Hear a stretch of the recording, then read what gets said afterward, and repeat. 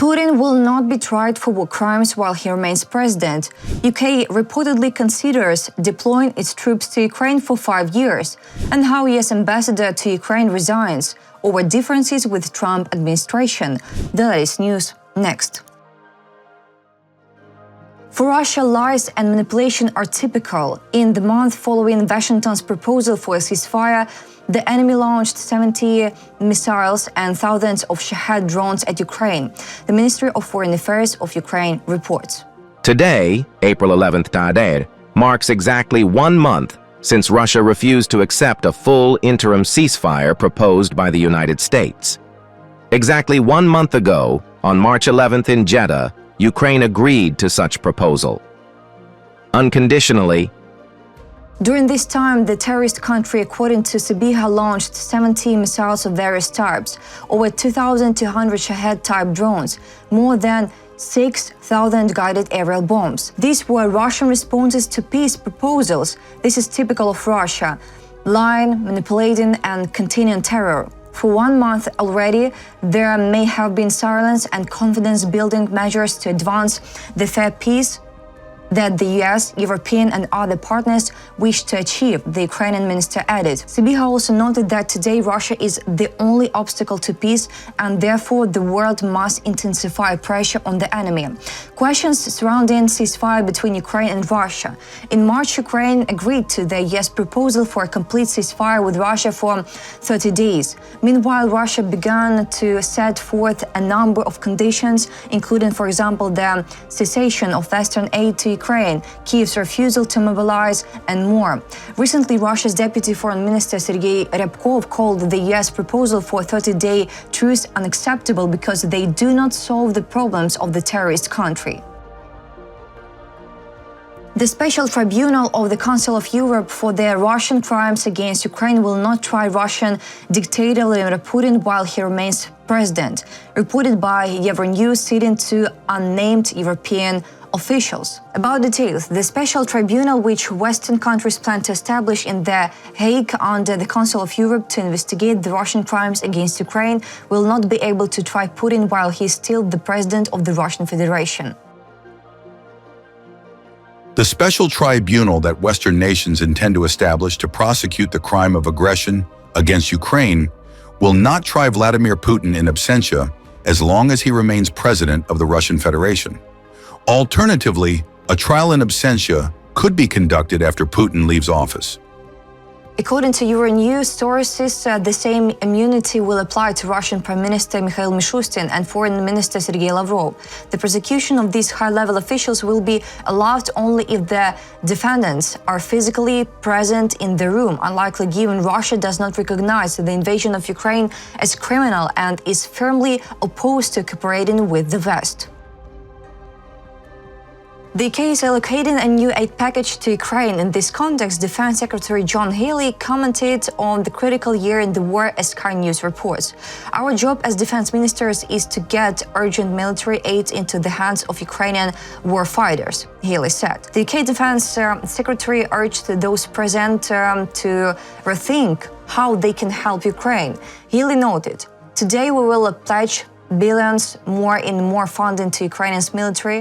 The UK Defense Secretary spoke about the critical year in Russia's war against Ukraine. 2025 is the critical year for the war in Ukraine. And this is the critical moment. We stand with you in the fight, and we stand with you in the peace. About new UK aid package for Ukraine, the Defense Secretary also noted that the UK allocated $350 million in aid to Ukraine on the morning of April 11th as part of a broader aid package worth $450 million, which, according to him, will strengthen British-Ukrainian industrial ties and provide Kyiv with more weaponry.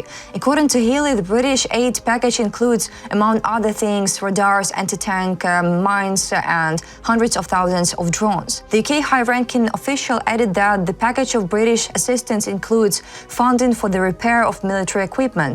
This is part of new efforts to repair thousands of Ukrainian vehicles, the UK Defense Secretary stated. The UK is considering deploying its troops to Ukraine for 5 years, according to plans currently being discussed by their allies, reported by The Telegraph. The UK military leadership, those wants to help train and recover the Ukrainian army to prevent a new Russian invasion. This roadmap was proposed during discussions between the UK and France on the coalition of the willing. In general, the parties are considering different options for sending troops. According to one of them, a European-led force would be sent to Ukraine to initially deter Russia from violating any settlement and give the Ukrainian military much-needed breathing space. French military planners are convinced that Kremlin leader terrorist Vladimir Putin is unlikely to authorize another attack against Western forces inside Ukraine when his troops are only able to capture small areas. According to the plan, a reassurance force led by France and the United Kingdom will also offer assistance in protecting Ukrainian skies and sea. However, the main purpose of the deployment will be to immediately help train and recover the Ukrainian armed forces to deter another potential Russian attack. According to The Telegraph, the foreign forces will be withdrawn in stages afterwards, with the final withdrawal taking place in about 5 years. After co-chairing the 30-nation meeting, UK Defence Secretary John Healey said he would not disclose details of the plans under discussion, as it would simply make Putin wiser.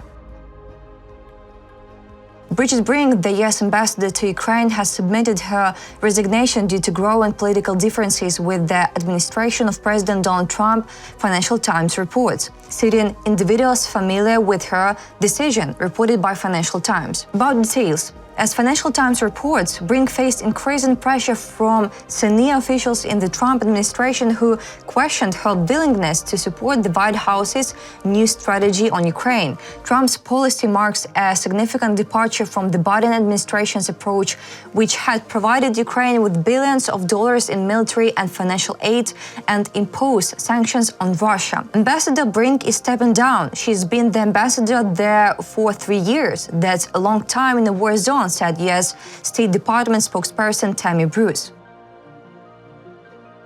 Western diplomats in Kyiv said Brink had been a crucial advocate for Kyiv in public and private since the early weeks of Russia's full-scale invasion in 2022. One described her as a strong character and serious diplomat. But the pressure from Trump's and Zelensky's offices had taken a toll. Ukrainian officials reportedly viewed Brink as overly critical of their efforts to fight corruption. They also noted a visible shift in her messaging in recent weeks, which they said had become more aligned with Trump's position and increasingly critical of Ukraine. And analysis by Financial Times of Brink's post on social platform X found a marked change in tone after Trump's inauguration on the 20th of January. In the 75 days prior to his inauguration, she posted 53 times criticizing Russia and its war against Ukraine. In the 75 days following it, she published just 5 posts mentioning Russia, none of which blamed it for the war. Steve Witkoff, U.S. President Donald Trump, special envoy to the Middle East, has traveled to Russia and is expected to meet Russian dictator Vladimir Putin on Friday, the 11th of April, reported by Axios, citing a source familiar with the trip and data from flight radars, reported by European Pravda. About details, this will be Witkoff's third meeting with Putin as the Trump administration continues its push to secure a settlement to Russia's war against Ukraine. A U.S. State Department spokesperson did not respond to Axios' request for comment on Witkoff's trip on the evening of the 10th of April. Notably, Trump is said to be frustrated by the lack of significant progress in the talks in recent weeks, and at one point said he was very angry because of Putin's remarks concerning Ukraine. If no ceasefire agreement is reached by the end of the month, Trump may impose additional sanctions on Russia, either through executive action or by urging Congress to pass new sanctions legislation, a source familiar with the matter told Axios. That's all for today. Thanks for watching this video. Like and subscribe.